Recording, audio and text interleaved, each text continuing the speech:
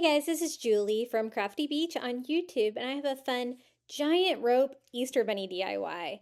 We're going to use the nautical rope from the Dollar Tree, and we're going to use two different wreath forms, the bunny head wreath form and the Easter egg wreath form, to make a giant Easter bunny. I'm using this for a coastal Easter, but I really think it would go with just about any kind of decor. I just take it and weave it through the wreath form. So this has a total of 3.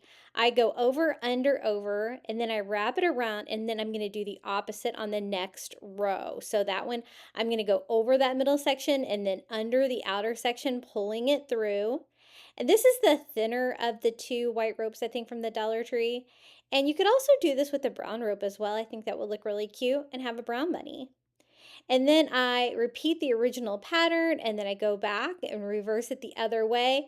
And we're just going to keep weaving this with that Dollar Tree rope until we go all the way around the circular part there of the bunny head. Let me show you about how long one piece goes. I have to speed this way up. It's a lot of weaving. That is one package of rope, and I am trying to make it as tight as I can so that you won't be able to see any of that wire wreath form in the end. For the ears, we're going to cover it with some of the wood bead garland from the Dollar Tree. You could also use the loose wood beads for this. I just used a wire cutter to cut one of my bunny ears there, and we're just going to simply fill this with the wood beads. I'm going to leave them natural like this, but if you wanted to add a colorful touch, like some pink bunny ears or something like that, you can just use your imagination and come up with something really cute. I did find I had to open the bunny ear a lot to be able to get to that second part of the ear. And then I am going to simply hot glue that wire wreath form back to the original, also gluing it to the rope there to reinforce that. No soldering or anything like that.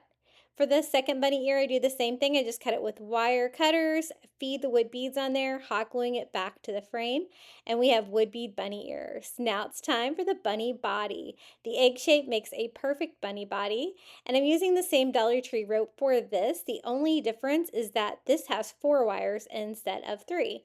So I wasn't sure if weaving would be more difficult. I guess it does have a few more steps, but basically it's the same thing. I go over, under, and then I pull it through and reverse the opposite for the next row. So they are staggered like that. And it's just a little bit more weaving than the first one, but it's necessary because you want to keep your weaving evenly spaced. You don't really want to remove any of those wires in the egg wreath form. That is about how far one package will go. Since it is more weaving, it does take more rope on this one, but I just stop and start on the back there so you won't be able to see where any of my rough rope is, and I went all the way around the little bunny, or the little egg, the bunny body.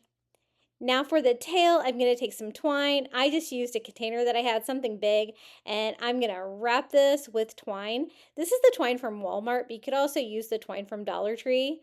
I then tie that off in the middle and cut both sides to make a giant jute pom-pom for the bunny tail. Since it's such a big wall hanging, it needed a really big bunny tail, and I think this is going to work.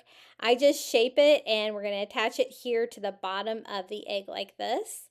I just wrap it like that, put some hot glue on the back, and attach it. Now it is a little wild looking. It is jute twine, so I did give it a little bit of a trim to make it look better, and then I used some more twine to tie the wreath forms together.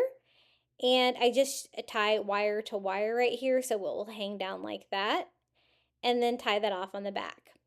He's looking really cute. The final touch, I wanted him to have a little ribbon around his neck, but I didn't want anything frilly, so I just used the brown rope from the Dollar Tree and tied a simple bow around his neck, and he's ready to go. He fills up this entire little wall here in my entryway, and I think he's so fun for Easter. If you would like more Easter Dollar Tree DIYs, I have tons over on my YouTube channel at Crafty Beach. Until next time, happy crafting.